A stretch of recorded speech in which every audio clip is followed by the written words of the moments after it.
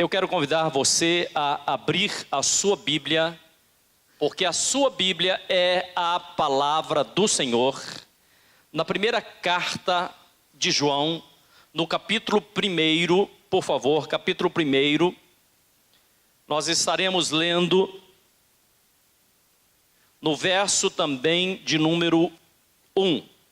Diz assim: o que era desde o princípio, o que ouvimos e o que vimos com os nossos olhos, o que contemplamos e as nossas mãos apalparam a respeito da palavra da vida. E a vida se manifestou, nós a vimos e dela testemunhamos e vos anunciamos a vida eterna que estava com o Pai e a nós foi revelada. Sim, o que vimos e ouvimos, isso vos proclamamos para que também tenhais comunhão conosco. E a nossa comunhão é com o Pai e com o Filho Jesus Cristo. Estes ensinos vos escrevemos para que a nossa alegria seja absolutamente completa. Para que a nossa alegria seja absolutamente completa. João foi um discípulo amado do Senhor Jesus. João foi filho de um homem que era pescador, ele tinha uma empresa de pesca, e a Bíblia diz que quando João deixou o seu pai para seguir Jesus, ele deixou os seus pais, o seu pai ficou com os seus empregados, com os seus funcionários, cuidando dos barcos de pesca.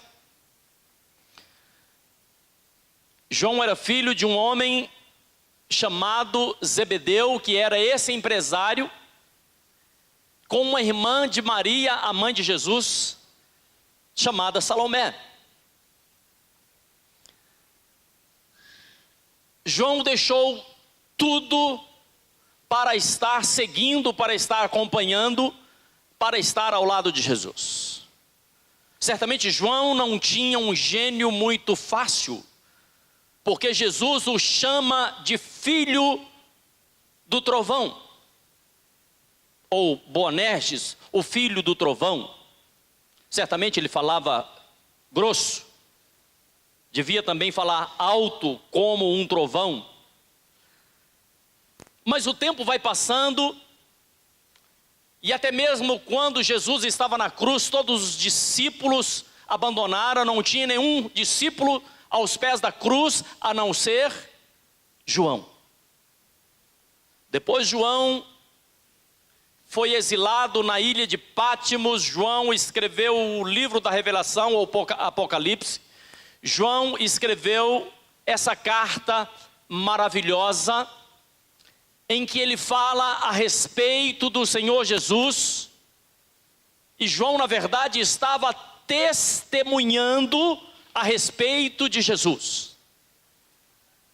Às vezes eu vejo aí nas redes sociais, alguns cristãos tentam ou querem ser advogados de Deus.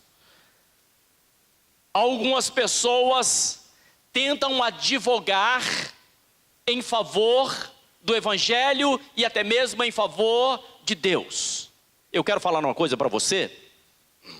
Deus não quer que você advogue a favor dele. Deus não precisa de advogado. Por quê? Porque o advogado é alguém que defende é pago para defender a causa de um cliente. Então Deus não precisa de um advogado, mas Deus quer que haja pessoas que testemunhem o que é que Ele tem feito na vida dessas pessoas. Por isso Jesus diz no caderno de Atos Apóstolos, capítulo 1, verso de número 8, ele diz assim: e vós sereis minhas testemunhas em Jerusalém, na Judeia, em Samaria e até os confins da terra. Então Deus busca pessoas que sejam testemunhas e não pessoas que sejam advogados. Eu não sei se foi claro no que eu disse. E João diz assim: nós ouvimos o que nossos olhos viram, o que nós contemplamos, diz o verso 1, as nossas mãos apalparam. Ele estava se referindo a Jesus, a convivência que ele teve com Jesus. Ele diz assim: nós ouvimos o que ele ensinou, nós apalpamos. A Bíblia diz que João gostava de reclinar a sua cabeça no ombro do Senhor Jesus. Ele diz assim: nós sentimos também o cheiro, o bom perfume de Cristo, aprendemos os seus ensinamentos. E ele diz assim: e a vida se manifestou, nós ouvimos e testemunhamos. Ou seja, Jesus é a própria vida. Em Jesus está a essência da vida, entenda isso. Ele diz: nós vimos, nós testemunhamos. Por isso, basta, eu quero que você ouça a minha voz, por favor. Basta uma palavra para que Deus possa te colocar, para que Deus possa te alinhar novamente, para que o propósito na sua vida venha a se cumprir. Porque Deus tem um propósito inicial, Deus tem um projeto para a sua vida, e quando você ouve a palavra de Deus, você passa a entender qual é esse propósito, qual é esse projeto, e exatamente o que é que Deus tem para você. Caderno de Lucas, capítulo 7, verso de número 7. Nos conta uma história, eu gostaria que você estivesse olhando comigo, por favor. Lucas 7, 7. Essa palavra, ela é maravilhosa. Ela diz assim: por isso nem me considerei merecedor de ir ao teu encontro. Era um servo, um centurião, que precisava de uma cura.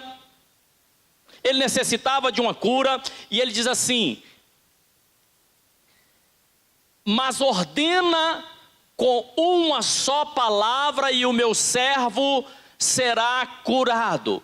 Mas ordena com uma só palavra e o meu servo será curado. O que é que nós estamos fazendo nesse dia de hoje? Nós estamos ouvindo a palavra. Nós sabemos que o Senhor está enviando uma palavra, e a palavra do Senhor, ela não tem limites de espaço, ela não tem limite de tempo. A palavra do Senhor, ela entra na nossa vida, ela muda, ela cura, ela dá vida e ela também liberta. Uma certa feita, Jesus estava no deserto para ser tentado. Ele foi conduzido pelo próprio Espírito Santo ao deserto para ser tentado.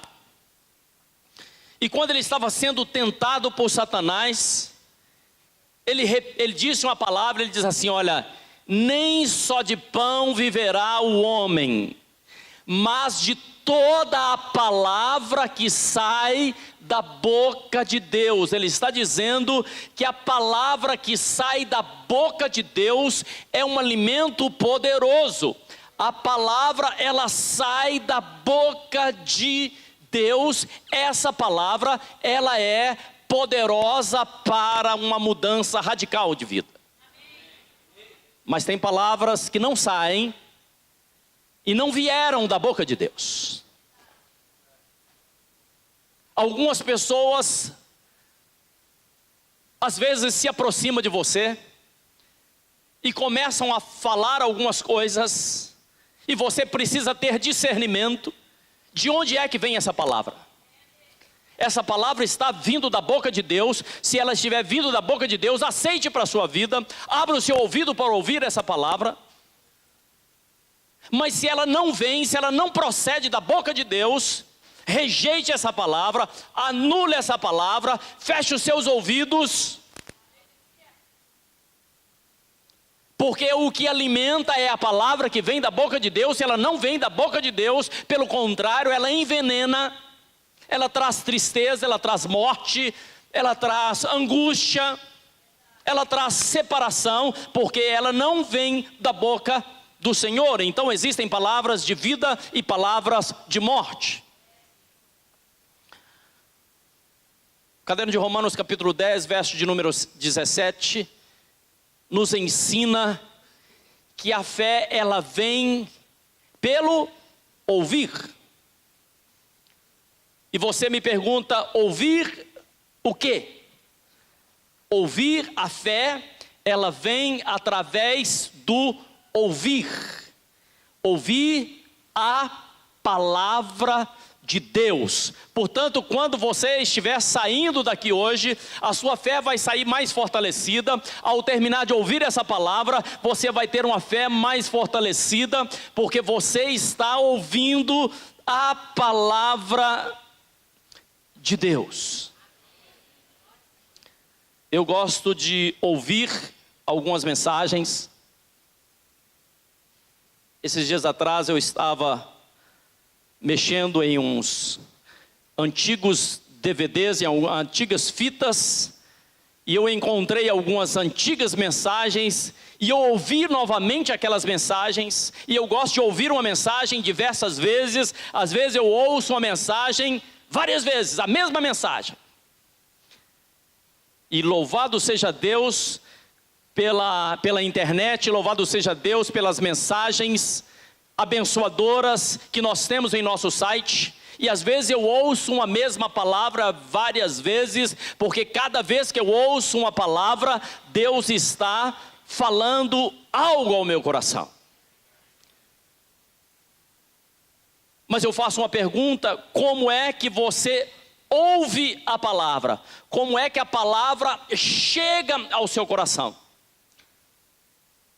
Como é que você recebe essa palavra?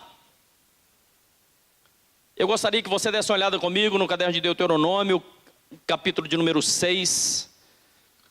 Deuteronômio capítulo 6, verso de número 4. Diz assim: Shema. Essa palavra é uma palavra que significa, é uma palavra hebraica que significa ouve. Abra o ouvido. Abra o seu entendimento. Diz assim: ouve. Não feche os seus ouvidos, não feche o seu entendimento, não feche o seu coração. Diz assim: ouve, ó Israel. Ouve, ó fulano, ó ciclano. Ouça, povo de Deus. Ouça, ouça. Abra o seu ouvido com entendimento. E diz assim: ouve, ó Israel, o nosso Senhor é o único Senhor. E o verso 5 diz assim: amarás o Senhor teu Deus com todo o seu coração, com toda a sua alma e com todas as tuas forças. Por que é que o Senhor está falando isso? Que nós precisamos ouvir que existe um único Deus e que nós precisamos amar esse Deus com todo o nosso entendimento, com toda a nossa mente e com toda a nossa força. Por que é que o nosso ouvido precisa estar aberto? Porque quando nós amamos, nós nos tornamos parecidos com aquilo que nós amamos. Quando você ama um cantor, um artista, daí a pouco o corte de cabelo está parecido com aquele corte de cabelo, a roupa começa a ser adequada para ficar parecida, os seus gestos, a sua forma de ser começa a aparecer porque você ama aquela pessoa. Eu conheço alguns casais que depois de algum tempo, de um certo tempo, as pessoas começam a se parecerem umas com as outras. Por quê? Porque ama. Por isso que a palavra diz assim: amarás o Senhor teu Deus com todo o seu coração, com toda a sua alma e com todas as suas forças. Quando assim você amar a Deus, você começa a se parecer com o seu Criador, e certamente a sua vida não vai ser mais a mesma, porque aquele que se parece com a pessoa do Senhor Jesus, esse vive uma vida abençoada, porque ele ama com todo o seu entendimento, com toda a tua força ao Senhor. E Jesus é a própria palavra. Por isso que João diz assim: nós vimos, nós ouvimos, nós estivemos ao lado dele, nós o sentimos. A palavra do Senhor nos fala que uma certa feita, Jesus ainda era um adolescente, e seu pai e a sua mãe deixaram ele para trás, e ele estava em Jerusalém. E quando voltaram a Jerusalém procurando por ele, encontraram Jesus, e ele estava no templo. Ele estava juntamente com os doutores, e ele ouvia, e ele falava, e ele pensava juntamente com aqueles homens a respeito de quê? A respeito da palavra. Qual é o lugar que a palavra de Deus tem ocupado na sua vida? Às vezes você tem pedido algumas coisas a Deus, mas a palavra de Deus não está em primeiro lugar. Você não tem amado o Senhor de todo o seu coração, com todo o seu entendimento e também com todas as suas forças. Então tem algo que precisa ser melhorado. Jesus não foi ao templo por acaso. Você não está aqui por acaso. Você não está ouvindo essa palavra por acaso. É exatamente porque Deus tem algo a fazer na sua vida. E o que nós precisamos, querido, ouça bem, o que nós precisamos é receber essa palavra, é termos essa palavra, para chegarmos ao ponto que João chegou e dizer assim: eu estou vendo, eu estou testemunhando o que a palavra de Deus tem feito em minha vida. O Evangelho de João, capítulo 1, verso 14, diz que no princípio era o verbo era Deus, o verbo estava com Deus, e o verbo se tornou carne. Ou seja, o que nós temos aqui é o próprio verbo, que é a palavra, e a palavra é o próprio Jesus. Eu não sei se estou sendo claro no que eu estou dizendo. Uma certa feita, diz as Escrituras, eu gostaria que você desse uma olhada comigo, no Evangelho de Lucas, capítulo de número 24, verso de número 18, Lucas 24, 18. Após a morte de Jesus, as pessoas estavam... Diz aqui que havia alguns discípulos que estavam indo em direção a um lugarejo chamado Emaús, e eles estavam indo tristes, decepcionados. Eu não sei se você já viveu essa experiência de estar decepcionado com a pessoa, com uma causa, algo que ocorreu na sua vida, e de repente você está decepcionado, está triste. Diz aqui a palavra que enquanto aqueles discípulos do Senhor Jesus estavam indo tristes para Emaús, eles conversavam entre eles, e de repente o próprio Jesus se colocou ao lado deles, mas os olhos deles não estavam abertos para ver que era o próprio Senhor que estava juntamente com eles.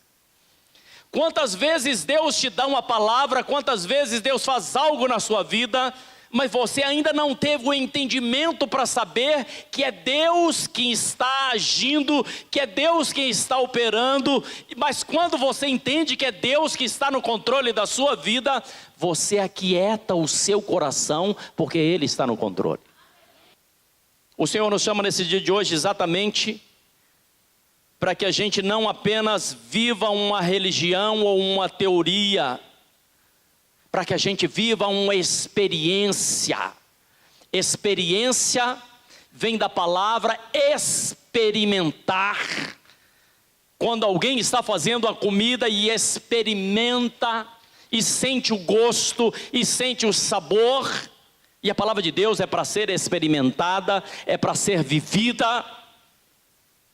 E a palavra de Deus, querido, ela vem e transforma, e quando a palavra de Deus transforma, você vai entender que você poderá testemunhar o que é que a palavra tem feito em você.